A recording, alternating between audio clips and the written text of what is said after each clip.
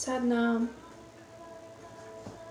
thank you for joining me, giving me space in your life, if only briefly for this moment.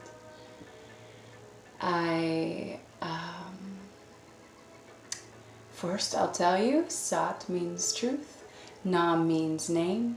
For me, it means I come to you with my best, with my truth. And truth is always developing, and truth aims to be present in the moment. So circumstances often change your truth, but if you are living in virtue and you are living mindfully, then you can decide your truth at each moment. And I strive to do that from a place of genuinity and virtue. And I also am inspired by the virtuousness of your being.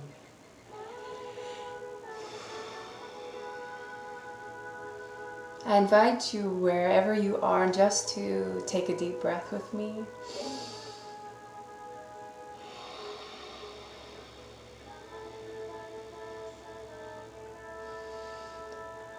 So that we can sit together in this space and hold it for one another.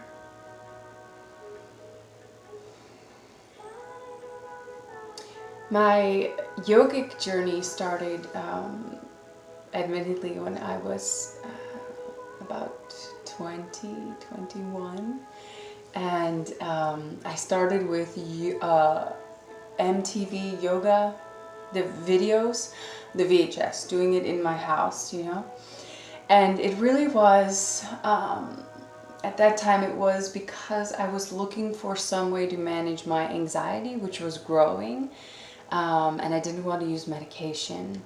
And I could see a history of anxiety in my lineage and all over my family, and so I was looking outside of the family kind of dharma to see what else was possible. And I will say that even within a couple days of doing this Hatha yoga, the movements, my breath started to change, the way I felt in my body, I started to notice a difference, and I really benefited, and it did help. And then I was teaching preschool and elementary school art and dance in the Pacific Northwest, and I started to incorporate the yogic postures that were working for me in some of the classroom structures that we were holding, and the youth really responded. Even the babies loved the little yoga, moving their feet, and so I took some yoga education and worked with the youth. I got a lot of joy out of that, for sure. They're the best yogis because they're so present and fearless. And then I actually was riding my bike home one day and got hit while on my bike by a car. And that led, also coupled by the fact that I was separating from my partner of 10 years and relocating, I kind of went into a little bit of a downward spiral. I mean, what is a little bit of a downward spiral? I went into a downward spiral, which meant my anxiety was stronger than ever. And I was having panic attacks and terrible nightmares. And a friend of mine introduced me to Kundalini Yoga, which was so different from anything I had ever done before in yogic realm, because it incorporated more set breathing techniques with a desired response that was really pinpointed, like this is for depression, this is for your adrenals, this is for your digestive system, which I thought was really cool. And it added the mantra Satnam, the Sanskrit language, and the space for listening. And this space for listening and for communicating with myself. And I dove into that. I was welcomed by Golden Bridge Yoga, which at the time was the largest Kundalini yoga center in the country. It was led by Gurmukh Kaur Khalsa. I studied under her and some other really phenomenal teachers there. And I was lucky enough to also run the events. So I got to host a lot of beautiful healers from around the world. And it dramatically changed my life. And when I say that, what I mean is it allowed me to shift my perspective about my story, about my life, and about my process. It allowed me to find spaces in between each moment to move away from the judgments that I had developed over the course of my life. Judgments against others, judgments against situations, and most importantly, judgments against myself. It allowed me to find a space to rewrite my story and rewrite it from a place of gratitude. To find the space in gratitude and to recognize that oftentimes when I thought I was suffering or the victim, a lot of times it was the universe vibrating me to grow. I asked for something, whatever it is, love or friendship, and I was so used to the ways that those looked, but those containers couldn't hold the new me. And so the process was usually quite painful, but I was able to observe it in a different way and be able to see that it really was for my benefit. And for the first time, I was able to really feel connected to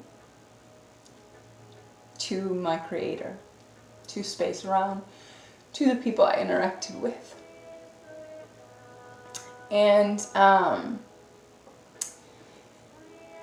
see, this is many years ago, and I'm still, it still gets me emotional. It means that much to me, and this is why I want to share it with you.